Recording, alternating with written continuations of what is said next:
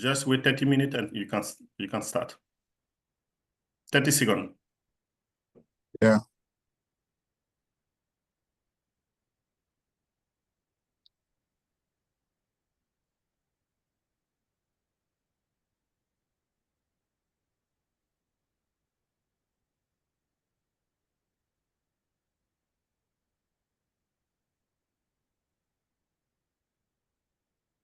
I think go ahead. Thank you. Okay, thank you very much, Alphonse, giving me the floor. So we welcome our colleagues who are joining us in this very important webinar, which is on enhancing preparedness and readiness for cholera outbreaks through knowledge sharing, effective utilization of kits, and quantification. So it is, as you can imagine, a very important webinar that we are going to give or to participate in. So let me give the floor to Charlie to continue. While now we have already 44 participants. Charlie, do you? Thanks, Gaston. Good morning, good afternoon, everybody. I can't see, I see we've got 44 people. I can't see where everyone's from, but I'm sure that there's a good representation from around the Afro region. For those who don't know me, my name's Charlie Reeves. I'm the temporary OSL program area manager based in Brazzaville. I've been with WHO for nearly 3 years now, and cholera has been one of the biggest efforts that we've had to make over our time, in terms of responses and also costs. It crops up every year without fail, all across the region. And some of you online will, I'm sure, have experienced it, and this is why you're on this very important webinar. This is about preparedness and readiness for cholera. So the guys who are presenting to you, the team who are presenting to you today, are very experienced in the region. So please listen to what they're saying. Do not be shy about asking questions. Preparedness is more important than response itself. If we only start thinking about cholera once it's ravaging through the region or through the countries, then we've started too late. Need to start thinking about it as early as possible. So thanks for joining. Welcome. I hope you enjoy this very important webinar. And now I'll hand back to Gaston. Thanks, Gaston. Thank you very much, Charlie, for the kind word. So, Akanimo, please go on with the housekeeping. So, to all participants, please note that this virtual meeting adheres to the code of conduct to prevent and respond to sexual misconduct, including sexual harassment, abuse, and exploitation. So for microphone and camera, all participants have access to the show caption, Q&A, chat, reactions, raise hand. So for raise hand, you see the red arrow there. To show you how you just click on that icon with the hand up like that. If you wish to take the floor, raise your hand and the moderator will invite you to talk. Please activate your microphone when you take the floor. Next. For question and chat, you have a Q&A, what is up there. Seeker will read. Use the Q&A feature for questions regarding the topic and presentation. Only questions in the Q&A will be answered during the session. Responses may occur live during the event or be replied to privately or publicly for the benefit of other attendees. And then you have the chat, which is also secret down there on red. Use the chat feature for general introductions and questions regarding IT or logistics. The chat may also be used by presenters to share important links, contact information, and so forth. Next. For caption, click on Show Caption and caption will appear on screen. To close the caption, click Hide Caption. So Show Caption as you have on your left, and then Hide Caption as you have on your right. So recording materials and feedback. Kindly note that by participating in this meeting, whether as participant or panelist, we take your attendance as permission to record your contributions and share the recordings via various channels for continuous learning purpose. So you are being recorded. We all are being recorded. Session materials, including session recordings, will be shared with the participants in the days following the webinar. So rest assured that you receive the materials. So here we have the agenda. The first part, and even the second, we have done it already. We are almost done with it.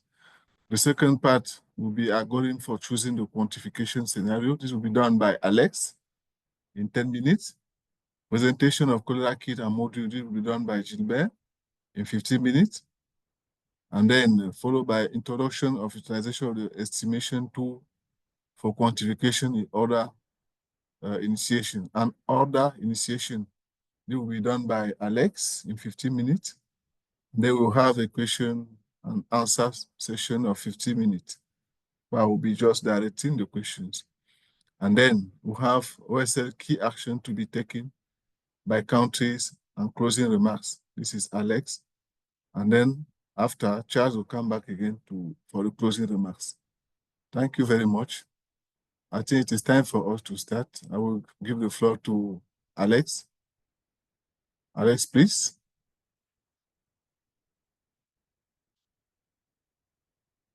Akanimo, please stop sharing. Microphone, open your microphone, Alex.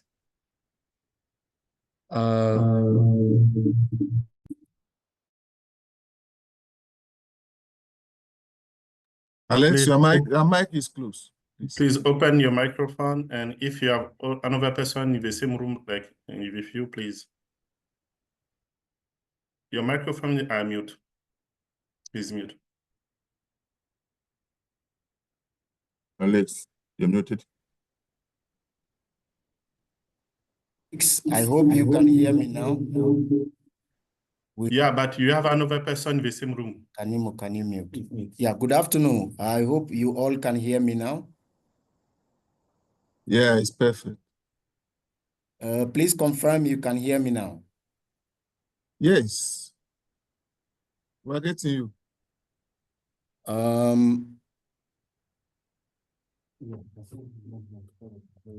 Yeah, but I can hear from the speakers.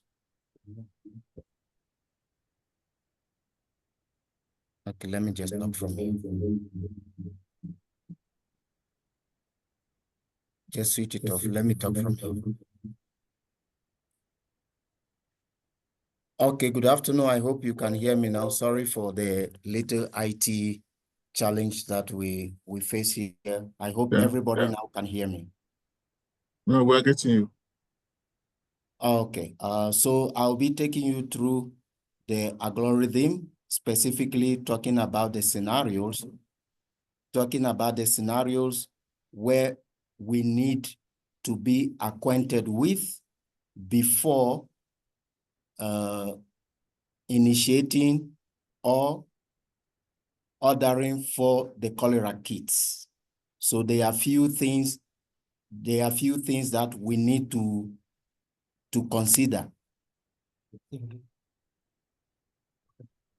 There are a few things that we need to consider in terms of the algorithm. So can we go straight to the algorithms so that I can take you through the few steps of what we need to look at when it comes to the algorithm?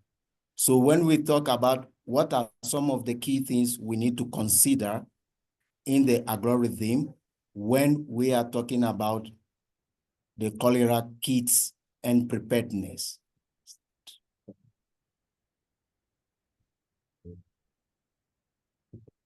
Start. Some of the key things that we need to look at. So this is what I'm talking about of the algorithm. So this algorithm is talking about different scenarios which informs the type of kit that we need to order. So there are different scenarios which is going to decide that? And what are some of the key things that we need to look at before we even talk about the quantification or understanding the kit of our response? Do we know the population at risk, the total population? Do we know the attack rates? And that we need to work closely with the EP surveillance team to understand what is the attack rates and what kind of setting are we anticipating our cholera outbreak.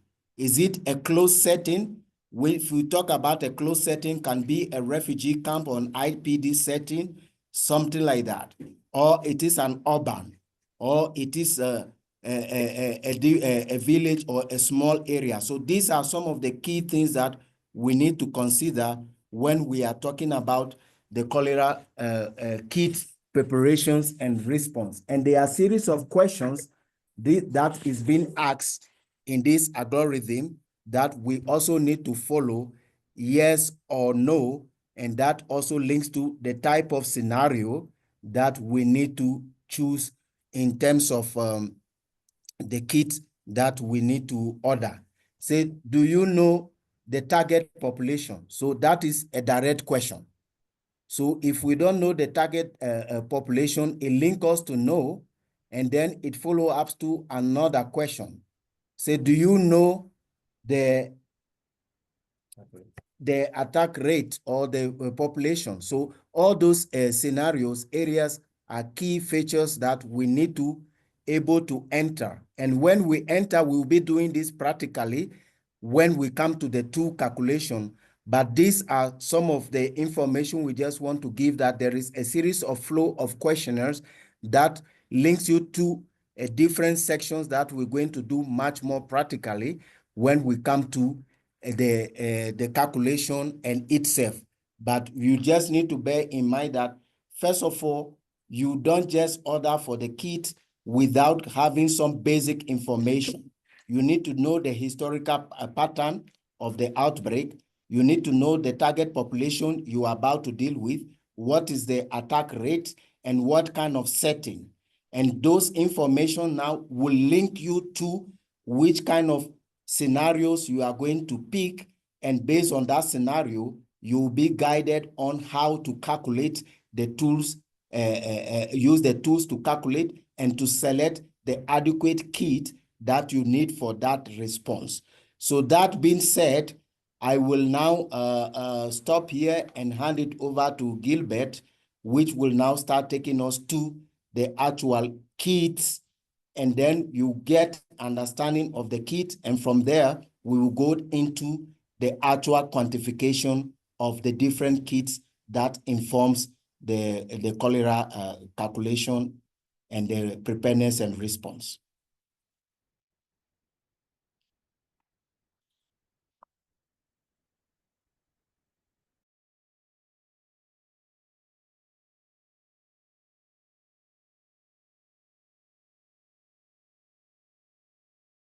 Gilbert, if someone can go ahead, take the lead. Mr. Gaston. Yes, Gilbert, please. I have some Who has to issue. for him?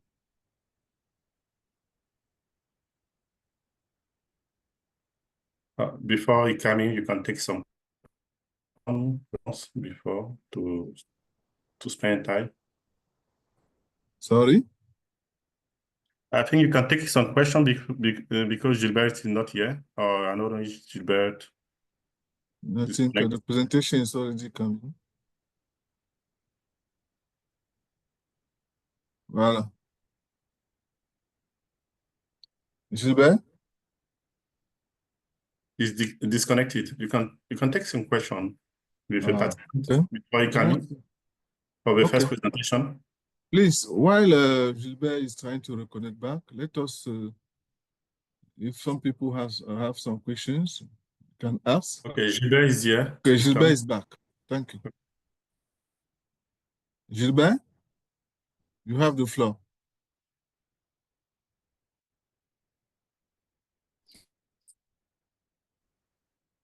I was disconnected. I'm wondering if I was the only one. No, you were disconnected alone. Hello, Alex. Yes, Gilbert, now it's up to you to take them through the different kits while I'll come in for the calculation. Thank you. Slide, or I'm done to share them. Akanimo is sharing the slides for you. The slide is already on the screen. I hope you can see it. Okay. Okay. Okay, good. Thank you very much. And sorry for this. Yeah, I was disconnected. I don't know why. Gilbert, if your Good. connection is back, Yes, I'm back. I'm back. Can you hear me? Yes. Okay.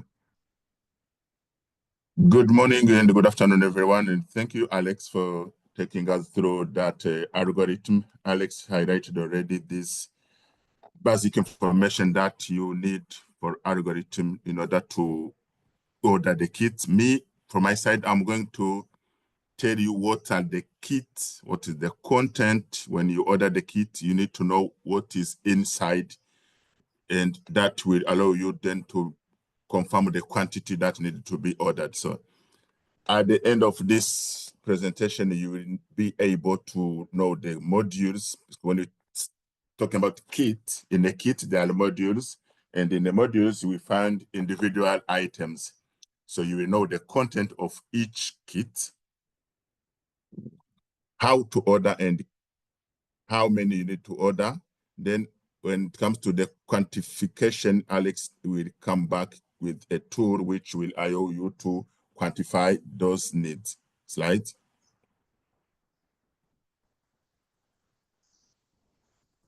So now, you know, these kits, they are always accompanied by the year. You will see Cholera Kit 2020, Test Kit 2019. This is the year of the last update. No, there is a committee working on the kit every day, every month, every year, see if there are things that need to be changed, things that need to be added. We can start with the module with the 10 items to years later, they can be 12 items or 8 items. So that is the reason why you see the year of it, the last update has been made. So the last version was 2020. So it's a kit which allow you to treat 100 cases during the first month of the outbreak. Those kits are split into modules. So the importance of splitting them into modules is to give you the flexibility to order this big quantity of this module and adjust the other module. For example, let's say if you want to order medicines, you don't need the same quantity of medicines as the same quantity of equipment, because the equipment, they are reusable. So you are not going to use that as a single use. So you don't need them as much as the medicines. That is why they are separated into modules. So for this kit, cholera especially, we have 6 kits. The first kit is the investigation. The investigation kit is the one used when they are collecting samples. So there is those alert tests saying that maybe there could be some cholera cases in the village or in that hospital. So they need to launch the investigation. They will go and collect samples. That investigation kit will allow you to go and collect the samples. The second kit is the laboratory. So once you have those samples on your hand, you need to test. So this laboratory kit contains the reagent, laboratory reagent that will mix with the samples to determine if it's cholera and which type of cholera. So the third kit, those are the 3, those are for treatment. So you collect a sample, you test. Now that the results are positive, you need to proceed with the treatment. The 3 kits for the treatment, the first one is the cholera central. There is also cholera periphery and the community. After that, I will show you why central, why community, and what is inside of each kit. And then the last kit is the hardware kit. This hardware kit is the one used for setting up the treatment center, temporary treatment center, because depending on the number of cases, the hospital or the health center can be overwhelmed and they can't contain all the patient that are being, and that cholera hardware kit, they are used to set up those kind of treatment center. So the investigation kit here will allow us to collect for 100 sample. Inside in that kit, you will find there are some spoons, let's call them spoons, the swabs, which will allow you to collect the sample and then take the sample to, let's say, to the laboratory in order to make the test. You can also find some consumables like examination gloves, plastic bags, permanent markers. You know, when you are sampling, you need to put the name of the patient or the ID on the tube. So you need that marker, very, very important. If you don't identify the sample, that means you will not be able to know which sample belongs to which patient. Then the laboratory, these contain again the reagent, laboratory reagent. You have on there the sample. Now it's time to test. This laboratory kit, it's also split into two modules. We'll see it later.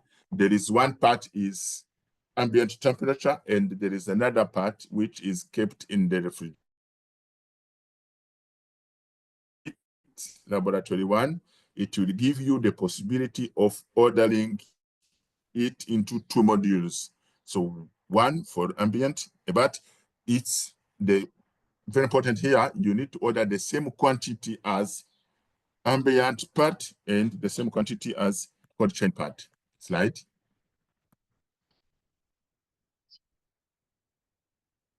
Now the treatment kit. The treatment kit, as I mentioned, they are into three. One is central kit. This central kit will allow you to treat 100%, and 8 out of 100 patients, they will be in severe conditions. And the periphery kit, again, will allow you to treat, again, 100 patients, but this is when the things are starting to be under control and you have less severe cases and you have more moderate cases. You can see here, 40% of your patients will be in the severe cases, severe dehydration, and 60% will be in moderate conditions. Then the community kit will again allow you to treat 100 patients who are not presenting any sign of dehydration. So it's like a progress. You start with severe cases. You can even have all of them, they are severe, they are dehydrated. So the next 3 days, you will see them, half of them are becoming less dehydrated because you are feeding them, you are giving them ORS, you are injecting the regalactate. So the day comes, this patient will improve. So you will pass from the need of some condition will again improve and will pass from the need of periphery kit to the community. You'll see when I'll show you the content of each kit. The community, this community kit, you don't have injection, for example. You don't have those lingalactate, you don't. You have mainly the ORS and the zinc. Of course, beside that, you have the other part of RP. I will come back to this later. Slide. So as a summary, the central reference kit, again, as I said, a kit is split into modules. This central kit, when you say I need one central kit, it will come into 5 modules. The first module, it will be for drugs. The second module will be renewable and drugs. This, I'm talking about the lingalactate, zinc, ORS. The second module will be the renewable. The third one will be the equipment. The renewable, there are gloves, there can be some tablier, and the equipment, there can be some scissors, stethoscope, And the fourth module, the logistics one, this is the hardware, which will allow you to set up a temporary treatment center. So it's a package. The idea here is when you are receiving a phone call telling you, oh, we have received or we are suspecting some cholera cases, you pack that kit. When you reach the area, you are able to operate immediately. So it's all in one. You will be able to set up the treatment center, to open your box, because you have also cholera bed in this kit. So you set up your treatment center with the bed. You start now receiving patients, admitting them, and treating them. So the periphery, again, is also divided into 5 modules. Again, the drugs, the consumables, and the equipment. It's also accompanied by the logistics to make a kind of temporary treatment center. The community, as I said, it's when things are really good, improving. You are moving from severe cases to the patients which are feeling good. This is the community. You are now starting giving them the ORS. You are sensitizing them to drink a lot of water. Again, periphery kit, central kit, community kit. One kit is set to treat 100%. The only difference is if you have more cases in severe, you need the central. If you have that, let's say half or 40, 60 severe and moderate, you will use the periphery. And if things are really good, you will go and switch to community. Slide. Again, this is to show you the modules. Central 1.1. So this is how we are naming them. 1.1, will be the drugs. 1.2, consumables or renewables. 1.3, equipment. And 1.4, logistics for the temporary treatment center. The same thing as periphery, 2.1, 2.2, 2.3. And in the community we have, because things are really becoming good, in the community we have only 2 modules. 3.1, these are the ORS, oral rehabilitation set, and the 3.2 is the ORP, oral rehabilitation point, which will allow people to drink water mixed with the SRO. Slide, please.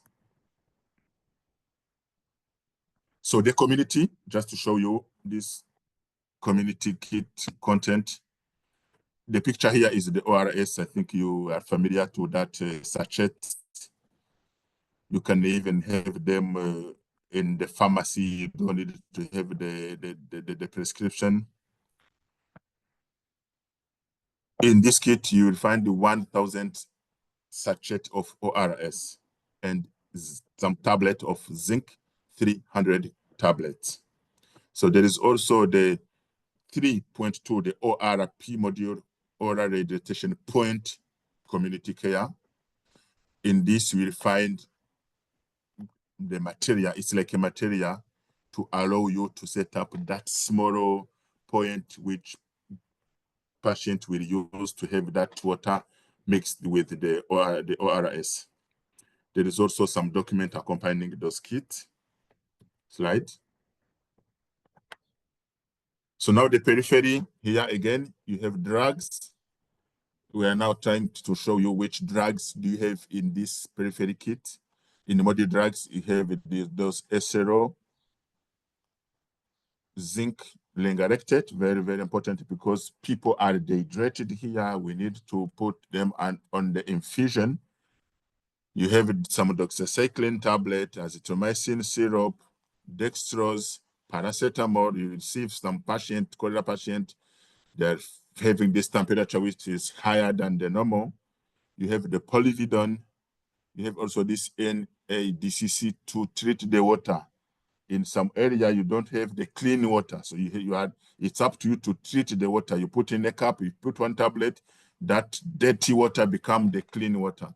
The module 2, renewable, if you want to administrate, if you want to put those infusion to the patient, you need to have that material to be used in order to put let's say the IV giving set. So you need the gloves, you need the compress, you need the safety boxes. Very, very important because you need to take all those things that are single use, put them in that safety boxes for the incineration later. In the module 3, these are the equipment. As I said, these equipment, they are mainly reusable. So when you are ordering kit, Alex will give you some details on how to calculate when he will show you the quantification tool. The thing here, you don't need the same amount of module 1 as module 3. Module 3, they are scissors. You can see they are stethoscope, dalbacin. These are the hard material.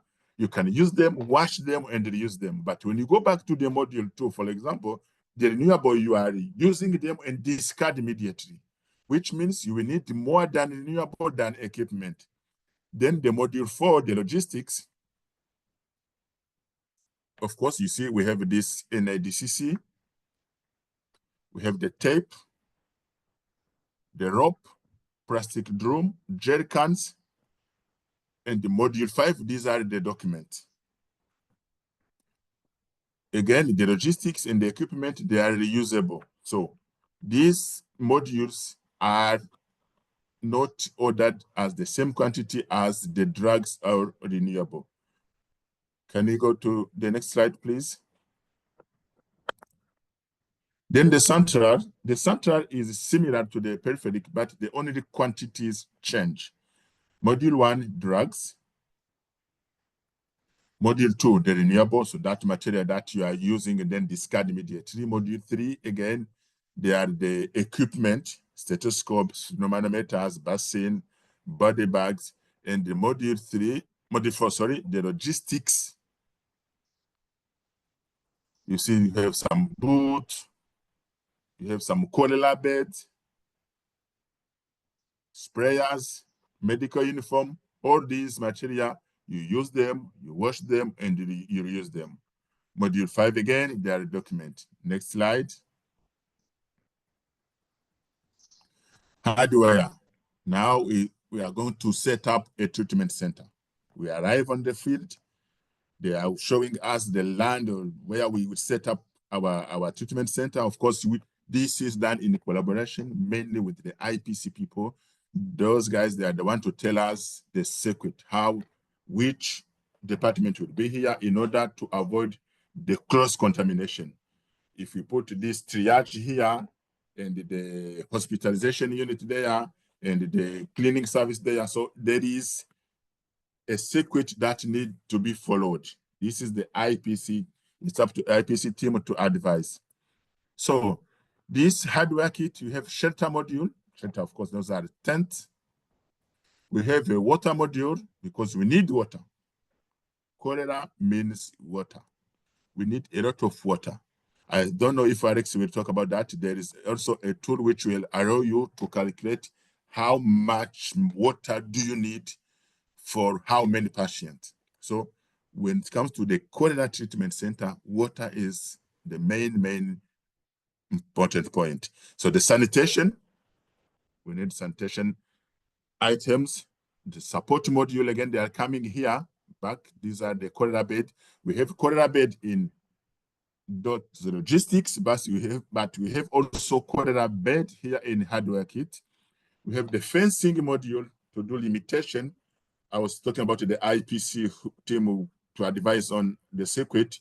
Of course, you need to put that limitation. You see those orange material, we are using them to do fencing and the limitation of the areas. Then we have the motor pump.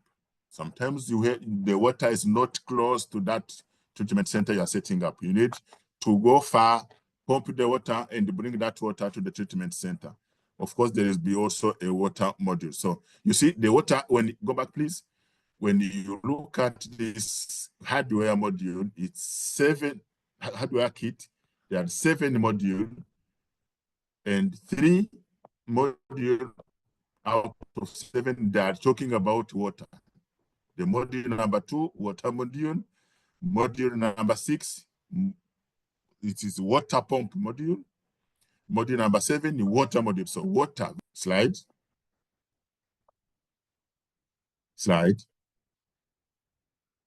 Okay.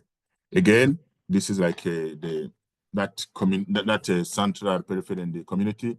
In this hardware, we have 7 modules. Those modules are named 6.1, 6.2, 6.3, 6.4 up to 6.7. So the module number 1 that 10th, number 2 for the water, sanitation, support, those are the cholera bed, fencing to make the limitation, and the water toolbox, that's the last module. Slide. Now the content. On each kit, on each box, you will find the content of each kit.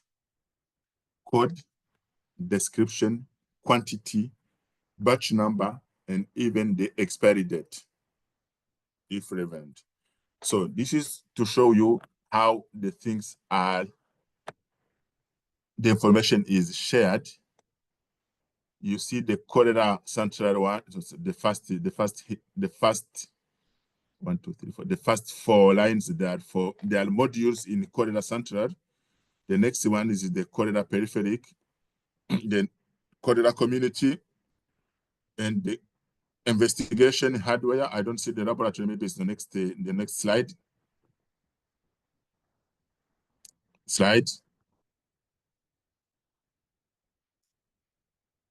Just to show you additional information here, the NDCC. Sometimes when you are ordering, you know, these transportation companies, they have some requirement, or this is a dangerous good, or this is corrosive, or this is can deteriorate our plane or our ship. So when we are ordering this kit, depending on the module, depending on the content of each module, sometimes we are asked to do separation when they are packing, to ask it to the supplier, please, when you pack that kit, logistic one, the chlorine need to be separated from other items, because the transport companies, they don't want to take the risk. So in some countries, or you receive your kit today without the chlorine, and the next day, the package of chlorine will come later. Don't be surprised if you receive your cholera kit without chlorine. It doesn't mean the chlorine was removed on the content. No, the chlorine is still part of the content, but it has been packaged separately. Slide.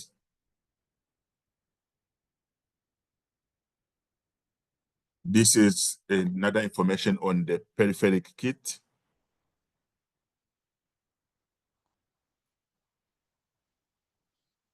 You see the bucket, you see the sprayers, the cholera bed.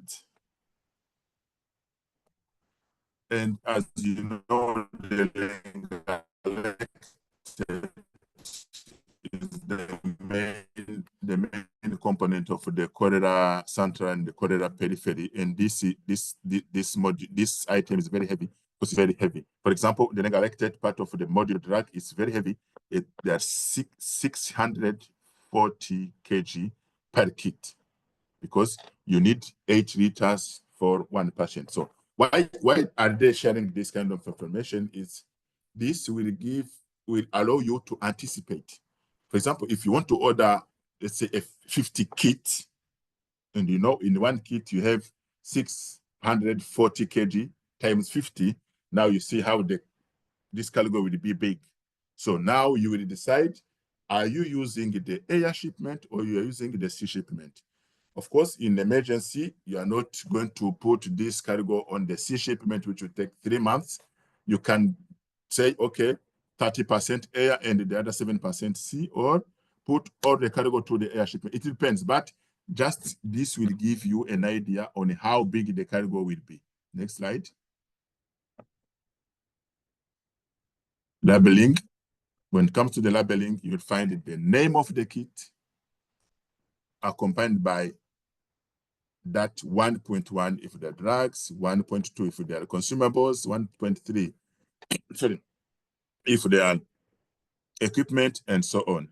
So it will give you all this information: which cholera kit, it's a central, periphery, community,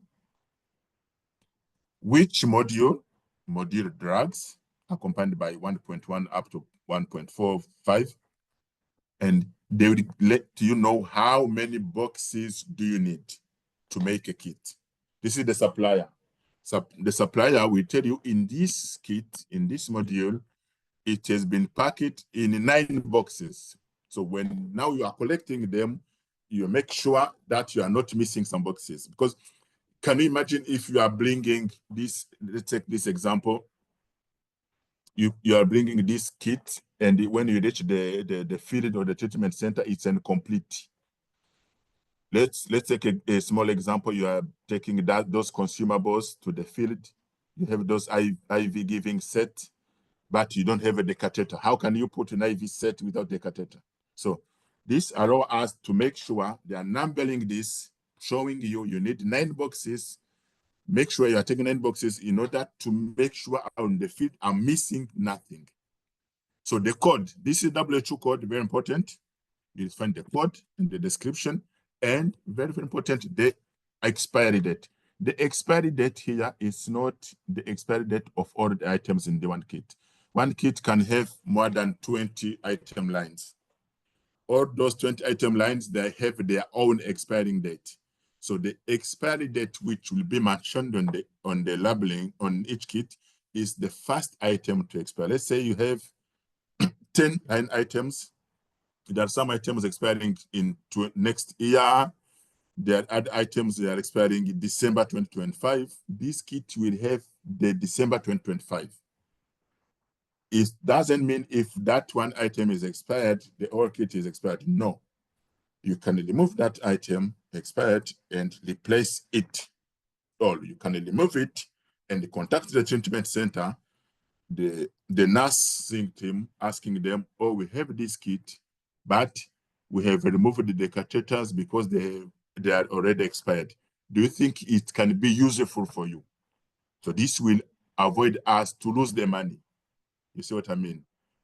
One kit, let's say the unit cost is 1,000 USD. But if you remove one expired item, which is representing only $20,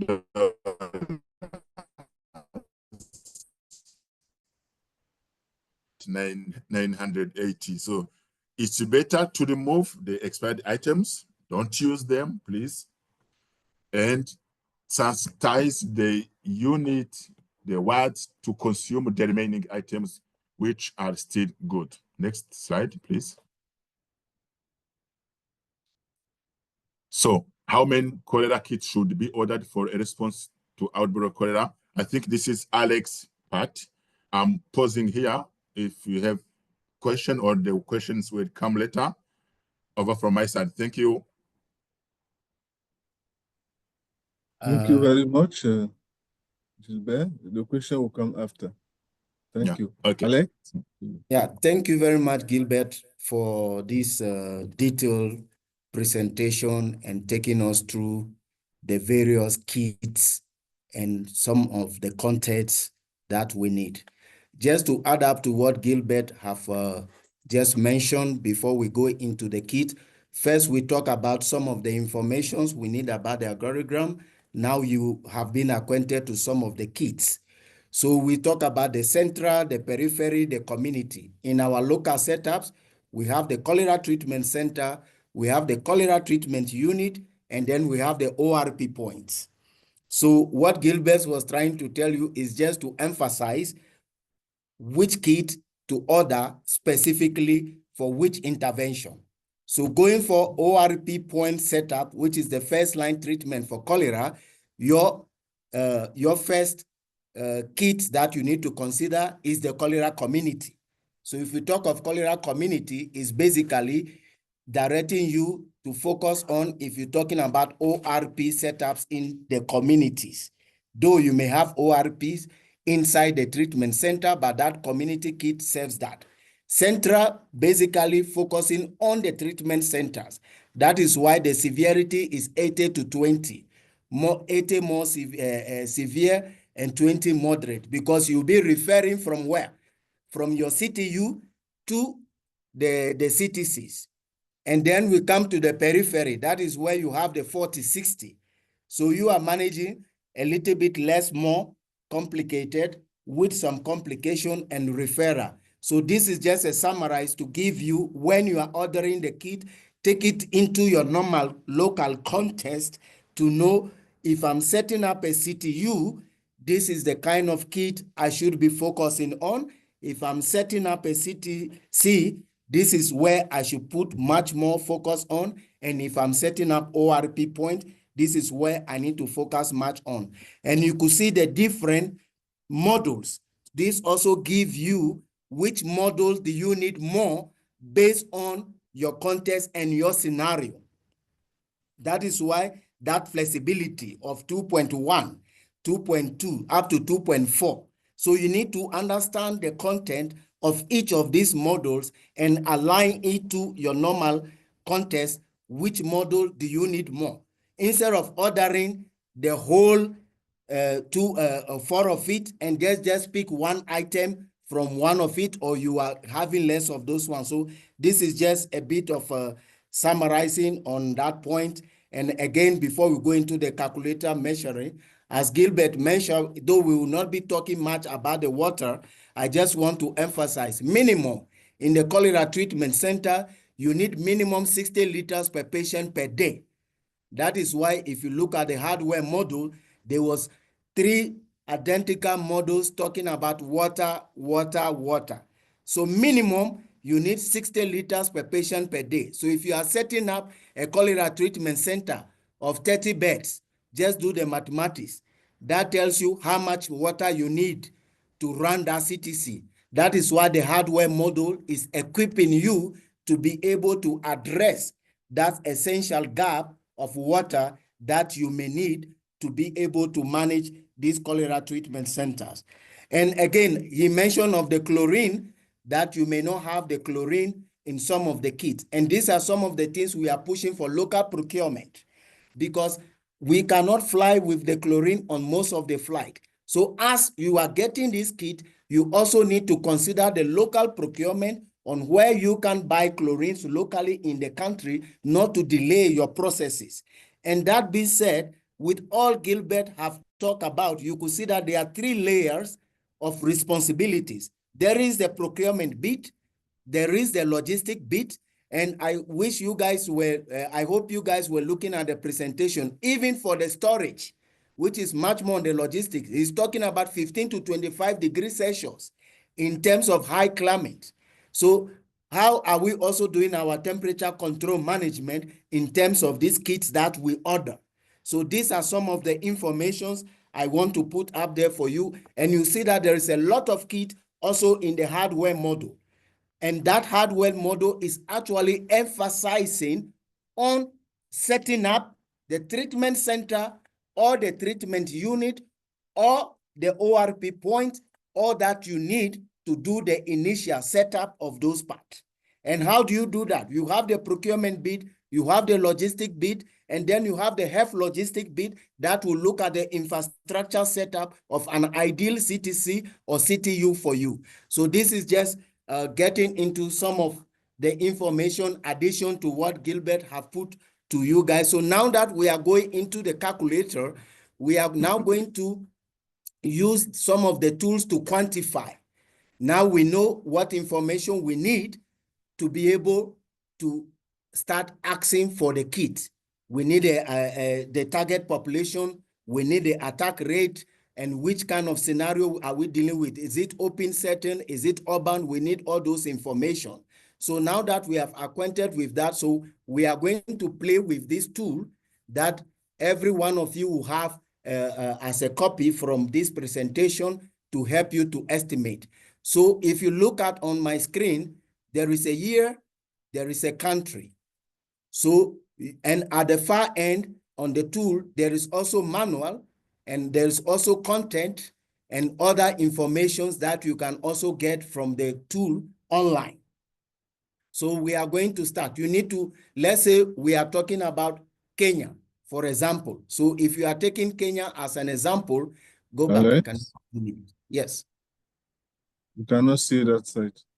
Yeah. So if you're talking about Kenya, for example, you can see that country with indicated. You can't see. Alex, please. Yeah, you are not on the slide. Eh? We can't see a slide. Can't see. It's not moving. You see on cholera case cap estimator tool. 1 minute.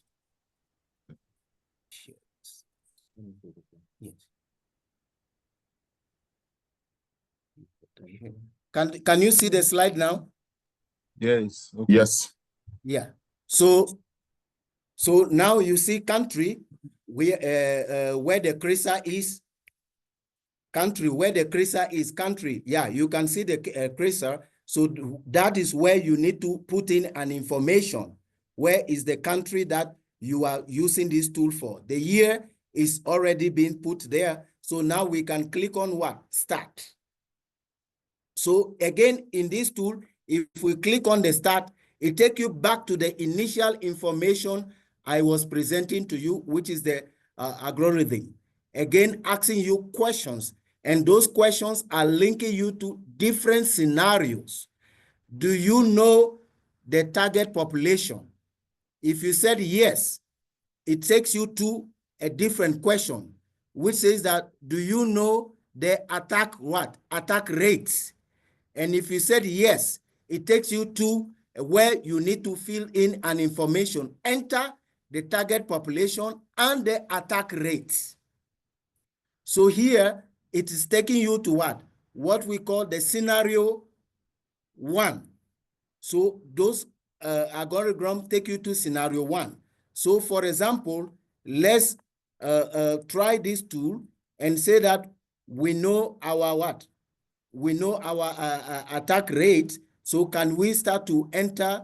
We will go into that bit to know the Excel tab. So now we go to enter the target population. Again, is there for scenario 1, scenario 2.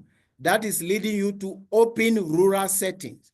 So the first one, which is attack rate, that is scenario 1, is talking about open setting.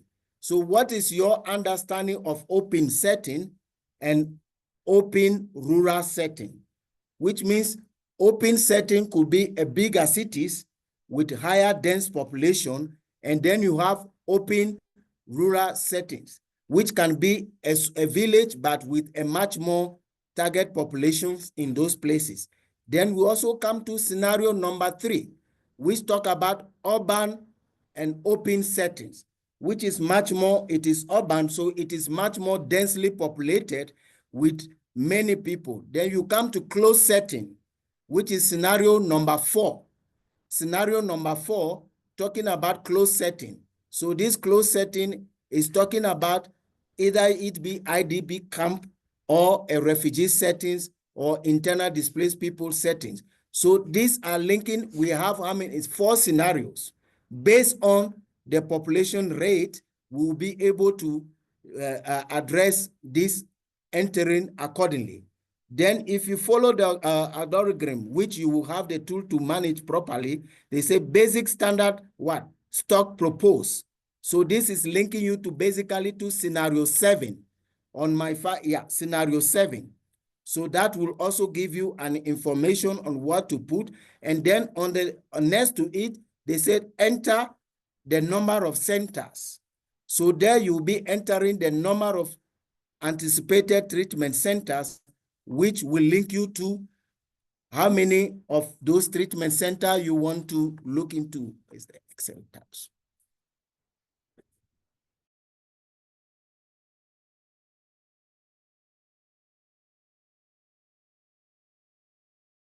You are mute. You are mute. Yes. So let's enter some of the figures into this. So let's say let's take a scenario number 1. Enter, click there. So now we click there, it takes us to this tab. So it takes us to this tab. We need to enter where it is yellow colored. So the yellow colored is the informations we are asked to enter for the tool to calculate for us. So for example, they say target population, and knowing fully whether the kit is designed to treat 100 cases. So let's put an attack rate for maybe 500,000. I mean, target population for 500,000. So we have a target population for 500,000. And what is our attack rate? So attack rate, let's say we put 2% of our attack rate. So which contents are we dealing with? In the algorithm, we look at rural setting, we look at urban setting, we look at closed setting. So let's look at urban setting where much more people are much more affected. So in this case, you find out that the tool have given you some estimation. So for severe cases, you will be looking at 2,000 people that will be severely sick from the cholera. And then you have mild cases, 8,000. And then if you go to the far right, you require beds. So you may be needing around 1,000 beds. And then the number of beds provided in the kit will be roughly around 250 beds. And then the number of beds to construct, which means you have a gap of 750 beds, because the kit is designed for you to start the initial response. The kit is not designed to use it to run the whole entire response. So some of these beds, you have to what? To procure them or to manufacture them locally, which we have developed and designed a step-by-step guide on manufacturing a local cholera beds for both adults and also for children, so that you'll be able to use that tool also to be able to make those cholera beds locally. So you see, by putting this information, the tool have suggested to you already some quantities of items that you need to consider in ordering. And what are those items that have been suggested to you? The models. So the Cholera Central Referral Kit, the tool have suggested to you with 500,000 people population with 2% attack rate. And in urban setting, you should have 25 of what? Those Cholera Central. Periphery, as I mentioned, because in Central, you are dealing much more with CTCs. So you are dealing with much more severe cases. And this, you see that periphery, it has given you 0, but have suggested to you in the community 75 kits. So the tool is prompting some estimation that you need to use in this kind of calculations. And looking at that, it also gives you some information on the volume and also the estimated weights, so that you can already know about your warehousing capacity. If I'm ordering for this kit, do I have the enough space to be able to manage this? And also, it's also telling you about the weight. And as Gilbert mentioned, because if you ordering 25 kits of Cholera Central, you can imagine how many ringer latex are inside that kit, and water is heavy. And those ringer latex are the ones that is actually increasing on the kgs, the kilos of this kit. So this is just to stimulate the discussion on how the tools works and how you will be able to do some basic. But this tool is just an estimation. As you have put in this information for this tool, it is not that that is the end or the stop of the work. You also need to take into consideration already, what do you have in country? Because you will have the content of the kit, what you have in country and what you have in your pipeline already coming, or your partners, need to be taken into consideration, and then you will place your order accordingly with the critical gaps that you need. And this is just an estimation. So you also have to do an extra work on that bit to ensure that whatever you are requesting for is for the actual need that you need to be able to respond to the targeted population, and then the attack rate, and then the setting that you are looking at. So now we go to selection of the complementary tools. So to select the complementary, there is also a flow of series of questions that you need to answer. It is yes or no. And those yes or no questions, for example, do you need shelter for any or of the other plans distance? Yes, because you may need shelter at some point. So if yes, okay. Do you need shelter for all of the plan? No, you might not need shelter for all of them. If no, okay, number of shelters, models required. So what is your anticipated number of shelter of models required? So let's say we are going to think of one CTC and in the whole place, or let's say 2 CTCs, because Kenya is big, so let's put 2. So we indicate 2. So we go to the next one, which is linking us to the water and sanitation bit. Do you need water supply, storage for any of the structures? Of course, yes, we will need water. And if yes, do you need water for all the facilities? Of course, yes, you cannot manage this cholera with this. Number of water models required. So let's say 4 water models is required. We put it in there. Then we go to the sanitation. We find CTCs where there is no latrines in some CTCs, because they've not taken into the sanitation model, because they think that maybe some of these CTC are set up in existing health facility, but you don't expect the cholera patient or suspected to be sharing the same toilet with the other people. So definitely we will need some latrine. Yes. If yes, do you need sanitation facility for all? Probably yes, because either it be CTC, CTU, or ORP point, somebody will come there and they will need. So let's say we need 4. We put 4. Then we go to the support models. So this is support models. Apart from the actual models that we've asked for, we also need some support models.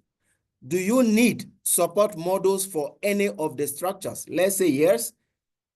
If yes, do you need support models for all? No, we don't need for all. So how many support models do we need? Let's say 1. Then we go to the fencing, because we need to ensure that our treatment centers are fenced so that we don't have anybody walking in, to also to have a proper patient flow and staff flow and everything. So yes to that. Do you need fencing capacity for all? Yes, we might need, even if it is an ORP point, we will need to what? Fence the place to have a proper flow. So let's say we will have 4. So after we've put all this information, we will need to do what? To validate. So when we validate, it will give us, go down, it will give us an estimation of how many shelters, how many water models, how many sanitation models, how many support models, how many fencing models we will need for this kind of setups of the information that we have put into the tool. Because we have to provide the information to the tool. So if we put wrong information into the tool, whatever the tool will give us is based on what we have asked the tool to provide to us.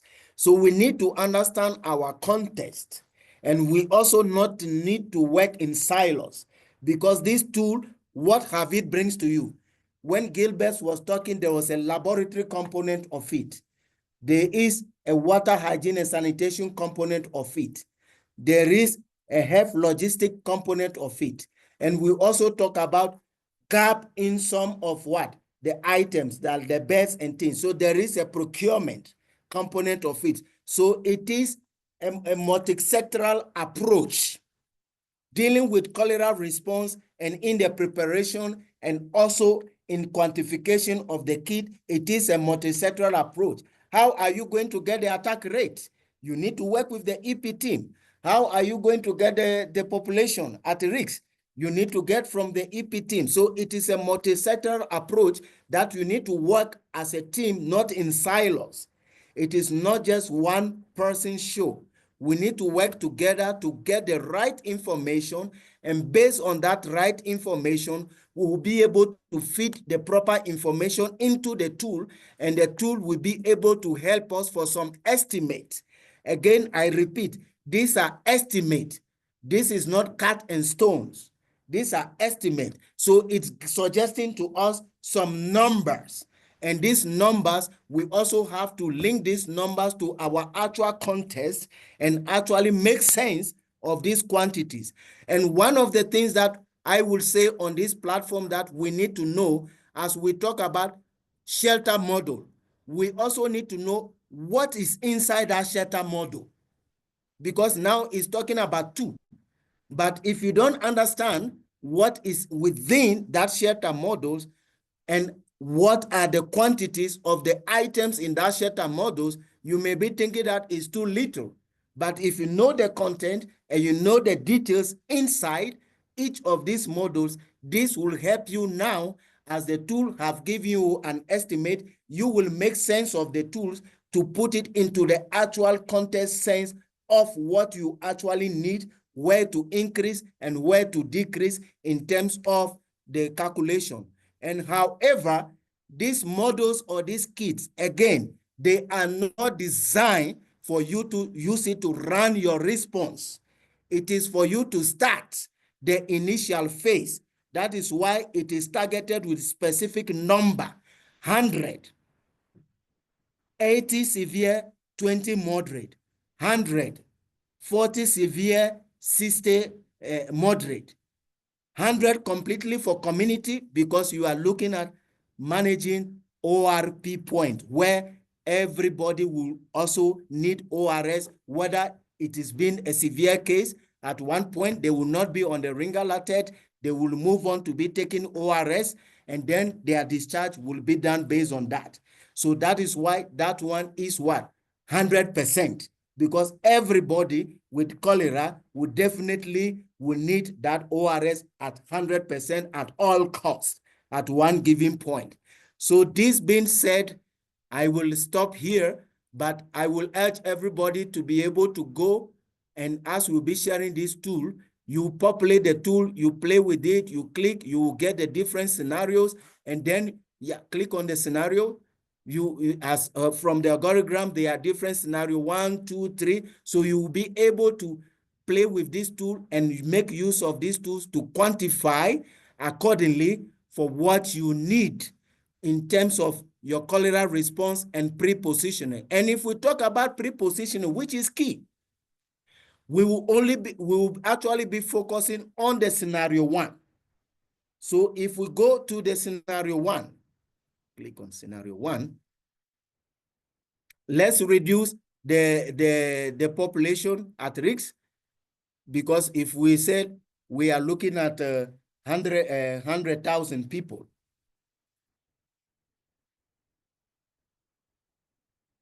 you see how drastically your destiny have changed. So in your preparedness, what is your threshold you want to have to start your response? And this is something that you need to work with your EP team. Like, this is going to be my starting point, looking at my total population in the country and the risks of attack. I may be dealing with about 100 people, so I will be able to have a preposition of 100, a kit that can deal with 100,000 people. And if your target is 100,000 people for your preposition, this is the suggested kit. And you see that drastically volume have changed, kg have changed, and in terms of money will drop drastically. So you need to work at country level to set up your target based on the population at risk at your country and looking at your cholera risk profile, which the EP team will suggest to you. And based on that, you will be able to suggest which kind of kit I need for pre-positioning and how many of it I need for pre-positioning. And knowing fully well that the cholera centra can same serve for the periphery. It's the same thing, it's just that the quantities differ. So in your preparation, if you don't have a kit for periphery, but you have enough centra, you can still use the centra to set up for the periphery, But for periphery, will not be able to do as much for the central because the severity at the central level, it is much more higher than the periphery, which is linked to the CTU. So Thank I you. will stop right here for the you. moment and give the floor to Gaston. Thank you very much, Alex. I'm sure our participants will be happy. Thank you for that. I think we'll go now for the question and answer session. Let me visit the Q&A and see what is there.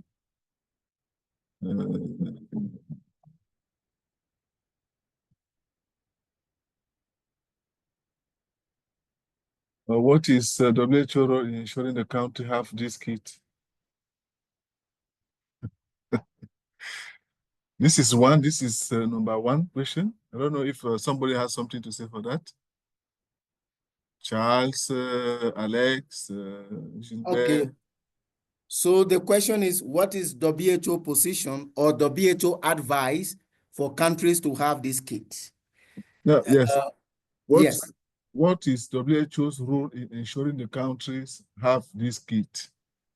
Okay, very, very well.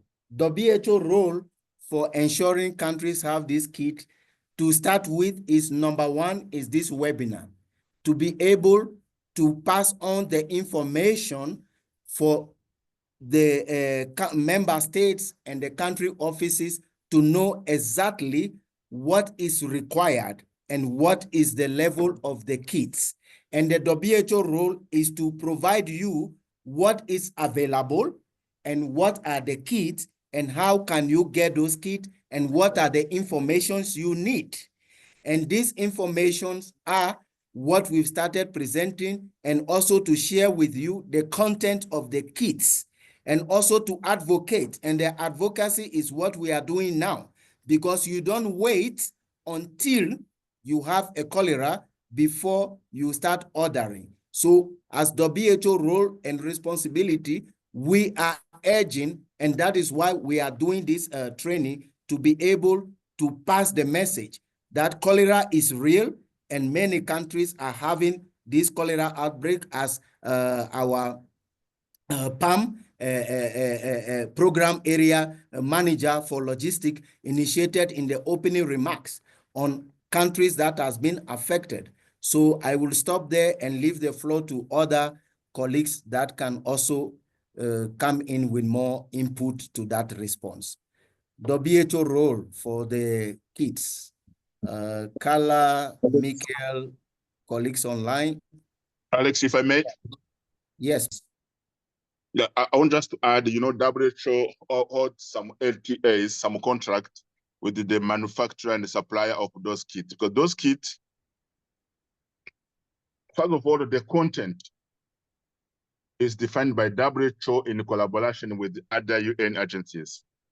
Then after agree on the content, then the tendering, and the supplier or manufacturers, they're tendering, then at the end, there will be a contract issued by WHO to those manufacturers, telling them this kit will cost this. And in some cases, for example, for emergencies, we go to the manufacturer telling them this year, this is the amount of quantity we will be ordering. Please get ready and plan accordingly. So is that availability that WHO needs to ensure that there's some people around who will be able to manufacture and dispatch those kits on time. Over. Okay, thank you very much, Gilbert, for the addition. I think some questions were already answered by Dr. Rashidatu as it concerns the case management. The open question, how do you estimate the attack rate? Well, this one, I think you should work closely, as Alex said, with your AP team. They can help you have that also. That is it, no, Alex? Because to get the attack rate, you have to work with your EP team. That is why I say that it is a multi-sectoral approach. Even to get the population target, as a logistician or a procurement officer, you may not have that information. So the working in silos is what we want to break, especially when it comes to most of the emergencies, including cholera. So you can get those support, those information need to be coming from the EP team, and especially you doing the quantification. You are not the one to suggest the attack rate. You are not the one to suggest the people at risk or the population. This need to come from the expert, the technical area experts, which are the EP teams that you are working with them, whether it been in your NGO, in the Ministry of Health, or within WHO country offices. Those capacities are there, and they will be able to guide you properly. So you don't underestimate or overestimate, because if you underestimate, you will be running low and you will not be able to respond adequately. And if you overestimate again, you will have things expiring in your hands. That is why I did mention you work with those teams and also link the suggested tool calculation to reality of what you have on ground already with your partners who are supporting the response, whether it be MOH, whether it be an NGO. So this is a collective effort. Okay, thank you. I think we'll go. Although Kenya is used as case study here, is it possible to run this again in, for instance, Nigeria CDC office or any of the health officers' lab or real physical practical work? Hope I'm not asking for too much. The seminar is really interesting. Thank you. So. Yeah, thank you very much. Just for the calculation tool, I just use Kenya in terms of the calculation, but the content is basically for everybody.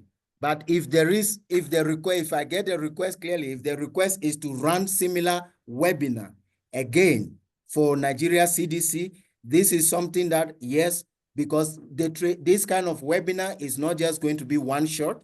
We will have to continue to repeat it to get more people on board. And myself personally, I was in Nigeria in December, and I was in Nigeria again in January with members of NCDC in the cholera training. And so I also presented similar presentation in the cholera training, but again, we keep learning every day. So this webinar is not just for once. We will continue doing the same, and also to ensure that we get more people at the same level of understanding in terms of our cholera preparedness and response. Thank you. Yeah, indeed, that is the situation. That is it. So I think the older one now, I just, antibiotics are single dose with no. This is something else. I joined the presentation a bit late. I would like to know the clear difference between cholera community kits, cholera module ORP kits, and periphery cholera kits. Maybe just some short word, please. Alex, can you? Okay, I would have loved Gilbert, but let me just get to it. Just to summarize it, we have cholera central kits, we have cholera periphery, and we have the community kits. So the cholera central kit, just to put it in a very simple context, that focuses more on cholera treatment centers, because the kit is designed to treat 100 cases. But these 100 cases, we have 80 severe when we come to the central with 20 moderate. Then when we go to the periphery, it's the same description or the same items with less quantities. So we have 60 of moderate cases and 40 severe. So if you go to the community, is basically more for setting up of oral dehydration points, ORP points, which can be set up either be in the community or even within the treatment center, because if you come in as severe at one point, you will be discharged from taking on the Ringer Latet IV line, and then you pass on to taking ORS. So this kits are designed in that form, knowing fully well that if you have a severe case in your CTU, you refer it to the treatment center. That is why the center is much more looking at much more severe cases to be managed. So the cholera center is much more, for simple terms, is looking at CTCs.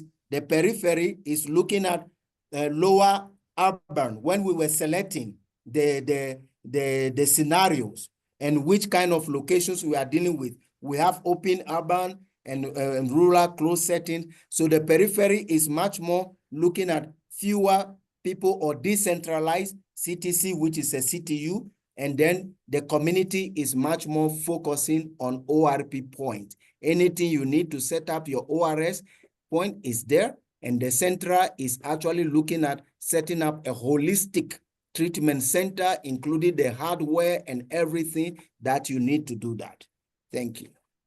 Okay, thank you. There is a hand which is up. Christopher Tamal. Please open the mic and speak. Ask your question. Christopher?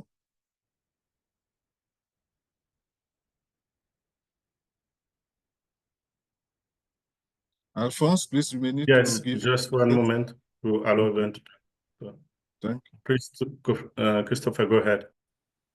Hello, yes, good afternoon. So my questions are two. One has to do with the estimation of the target population. I know you have mentioned that we need to work in tandem with the experts, especially the EPIT people. But in the case of cholera, do you consider maybe a target population being, or population at risk being population for the area affected, everybody in the area affected, or there is a way of estimating that? Secondly, in some typical cholera treatment settings, they have not delineated the setups as per CTC, CTU, and ORPs, but they holistically cover. So a typical treatment center will cater for all kinds of cases, including moderate, severe, and even mild. So they don't have that clear delineation where you will have CTC setup in the community level or some other CTU setup to manage moderate cases. So in that instance, what would be your consideration in estimating the quantities that you will need, the logistics that you will need, where everything is treated mixed up, all the setups are mixed up for all kinds of cases that they get? Thank you. Alex or Gilbert?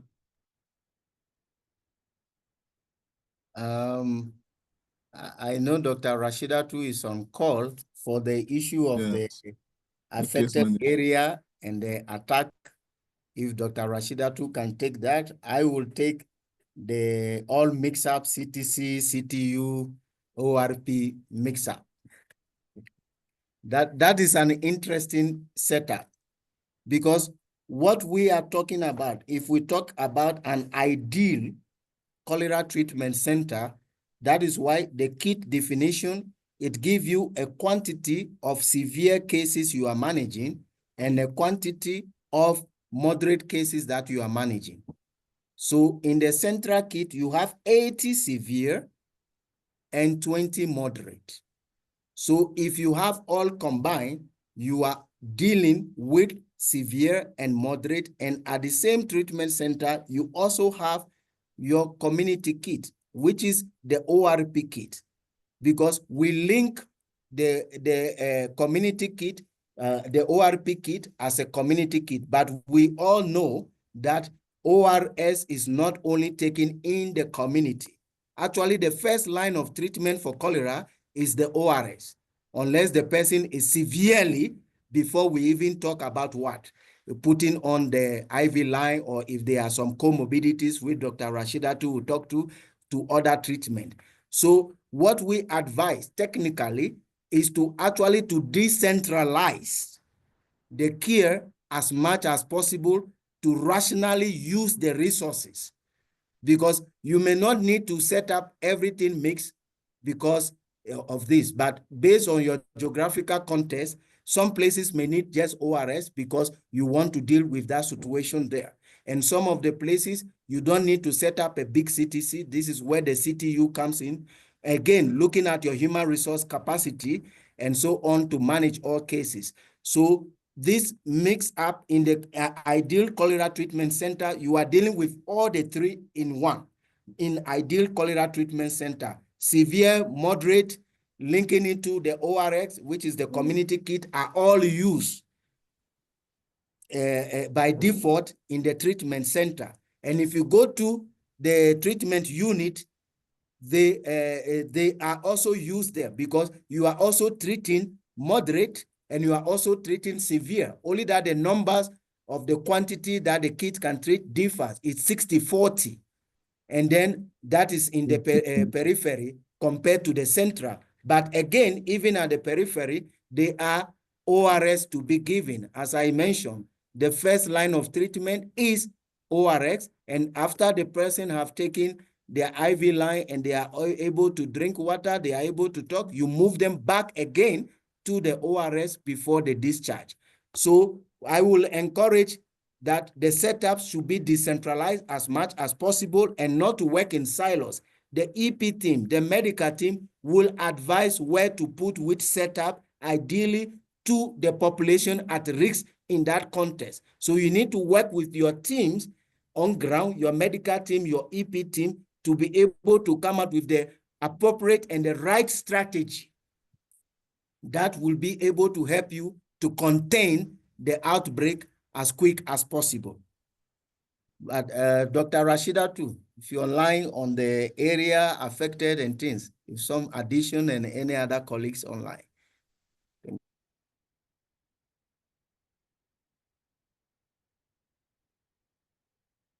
I don't think Rashida too is still connected. I don't know. I don't think.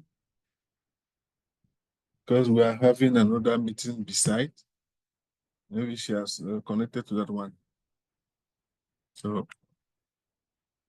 but while waiting, I will signal her through WhatsApp if you can join back.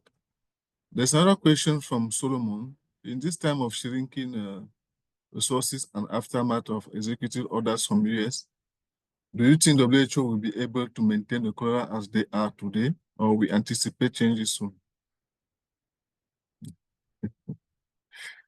The other one, is there a wash kit containing chlorine or pool tester, aquatab, all the rest?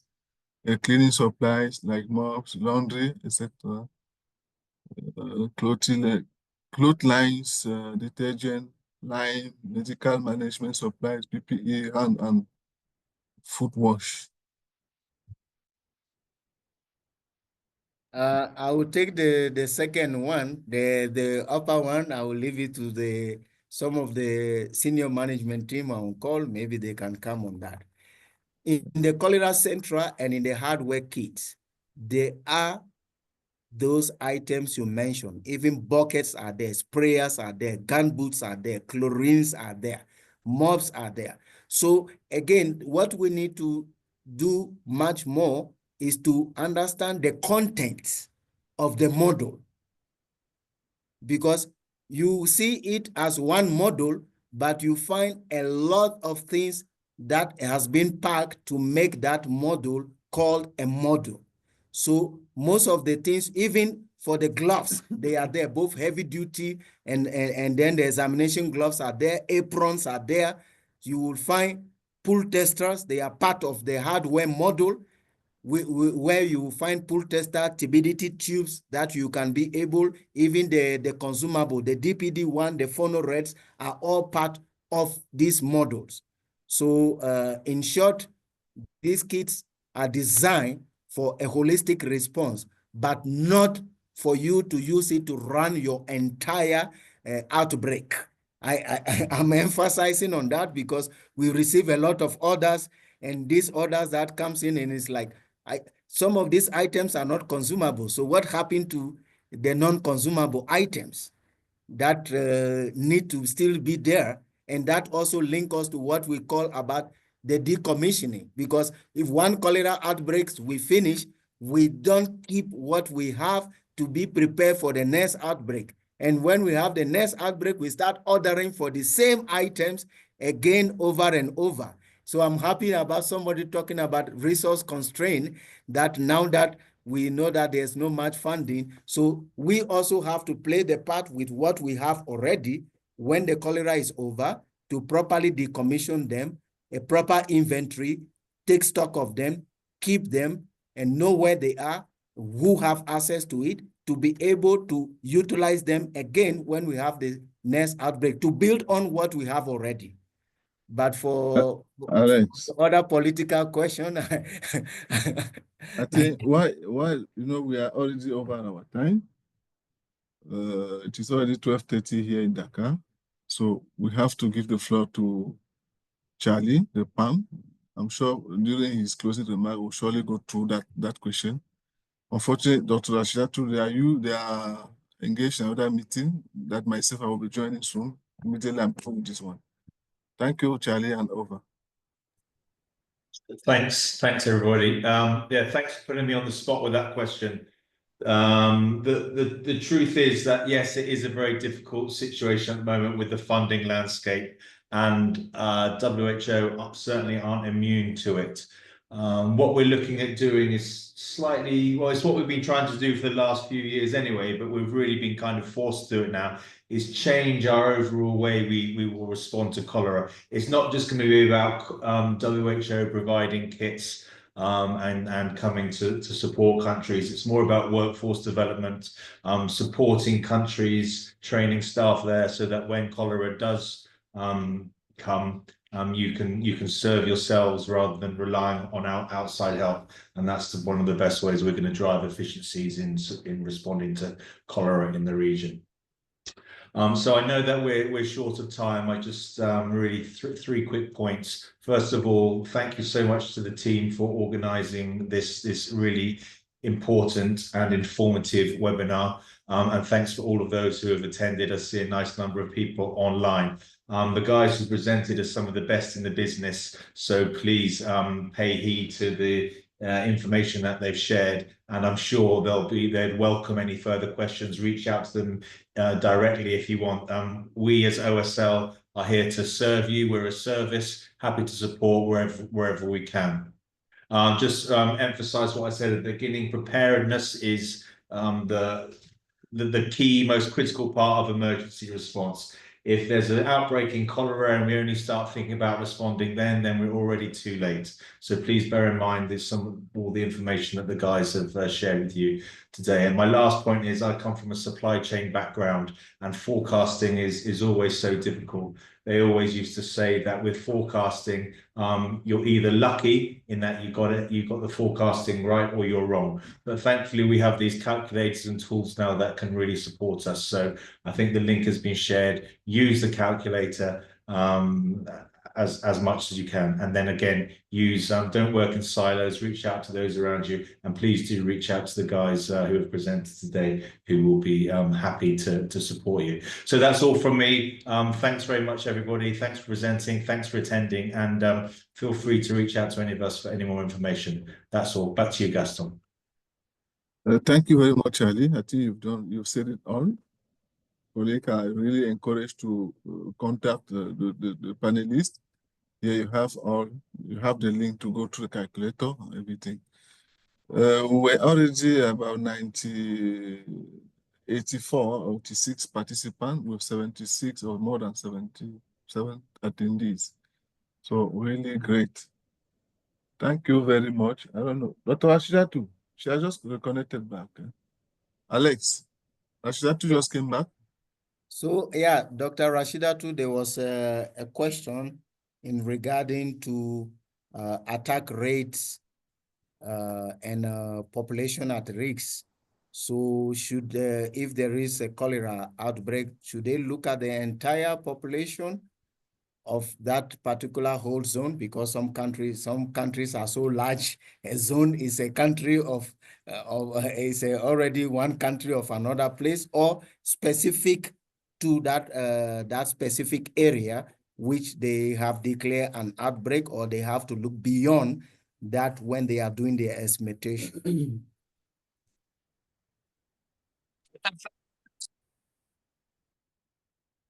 I don't think Rashidatu can speak. She's a participant. So Alphonse, please give her rights to speak. Rashidatu, if you can please raise your hand so that we know which one you are. Why she is coming back, I think, it's as you said, it's a multi-sectoral approach. The epidemiologists will help mostly for that. Without it, they will help us to calculate. You can speak. And Right. even the Camera. I'm saying, I don't know if she's the one that. You open his microphone, Rashidatu? Can you hear me? Yes, I hear you now. Okay. So thank you very much. But I think on the attack rate, that would have to be basically for the epidemiologists to talk about, because that's a cumulative incidence of cholera since the start of the outbreak.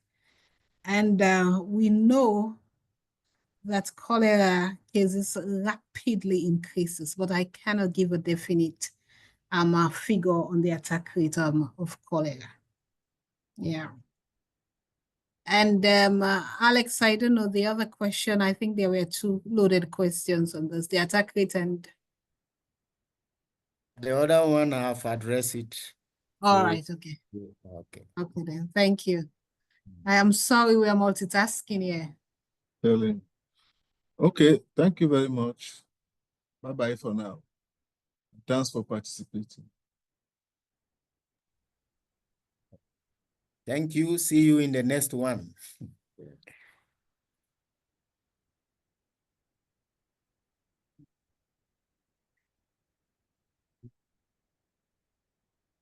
You go interested in this Thank you, guys. Kuche.